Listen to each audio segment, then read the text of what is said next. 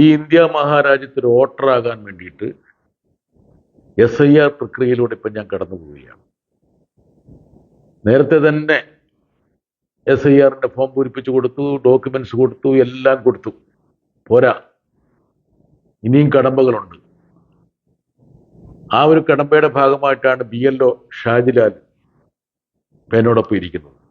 ഷാജിലാൽ ഒരുപാട് ഹിയറിങ്ങിന്റെ കടലാസുകൾ തരുന്നുണ്ട്. ഞാൻ തന്നെ കൊടുത്ത ഡോക്യുമെന്റ്സ് പരിശോധിക്കുന്നുണ്ട്. അതുകൂടാതെ എൻ്റെ ഫോട്ടോ എടുത്ത് അപ്ലോഡ് ചെയ്യുന്നുണ്ട്. ഇതാണ് കേരളത്തെ പാർലമെന്റിൽ പ്രതിനിധീകരിക്കുന്ന ഒരു MP അവസ്ഥ.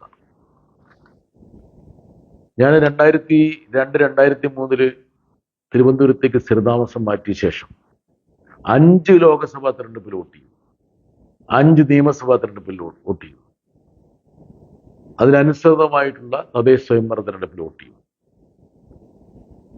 കേരളത്തിലെ MLA എന്നെ രാജ്യസഭ MP ആയി തെരഞ്ഞെടുത്ത് പാർലമെന്റിൽ വിട്ടു. അതൊന്നും പോരാ, ഞാനൊരു വോട്ടറാണെന്ന് ജ്ഞാനേഷ് കുമാറിനെയും സംഘത്തെയും ബോധ്യപ്പെടുത്തണമെങ്കിൽ ഞാൻ ഈ പ്രക്രിയയിലൂടെ കടന്നു പോകുന്നു. എൻ്റെ അവസ്ഥ ഇതാണെങ്കിൽ ഷാജിലാലെ, സാധാരണക്കാരൻ്റെ അവസ്ഥ എന്താകുന്നത്? എന്തായിരിക്കും അവൻ്റെ അവസ്ഥ?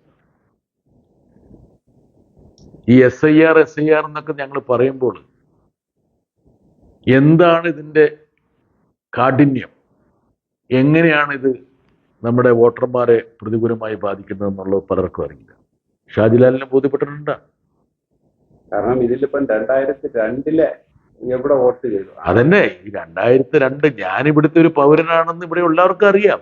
ഇന്ത്യ മഹാരാജ്യത്ത് ഞാനിവിടെ 5 പൊതുതെരഞ്ഞെടുപ്പിൽ വോട്ട് ചെയ്ത ഒരാളാണ്. എൻ്റെ അവസ്ഥ ഇതാണ്. ഈ കേരളത്തെ പ്രതിദാനം ചെയ്യണമെങ്കിൽ ഞാൻ ഇവിടുത്തെ ഒരു വോട്ടറായിരിക്കണം. ഒന്നും വേണ്ട, ഞാൻ ഇവിടുത്തെ സ്ഥിരതാമസക്കാരനാണല്ലോ, അതിനുള്ള എല്ലാ ഡോക്യുമെന്റ്സ് തന്നു. അത് പോരാ. ഇതാണ് ഇന്ത്യയിൽ ഇപ്പം നടന്നുകൊണ്ടിരിക്കുന്നത്. ഇനിയിപ്പോൾ എൻ്റെ പിതാമഹന്മാരുടെ രേഖകൾ കൂടി ഞാൻ കണ്ടെത്തി കൊടുക്കേണ്ടി വരും. ആ രൂപത്തിലേക്കാണ് കാര്യങ്ങൾ നീങ്ങുന്നത്.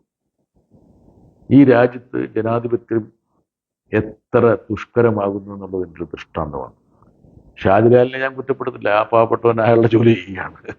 എനിക്ക് അദ്ദേഹത്തിനോട് അനുതാപം മാത്രമാണുള്ളത്. ശരി, താങ്ക് യു.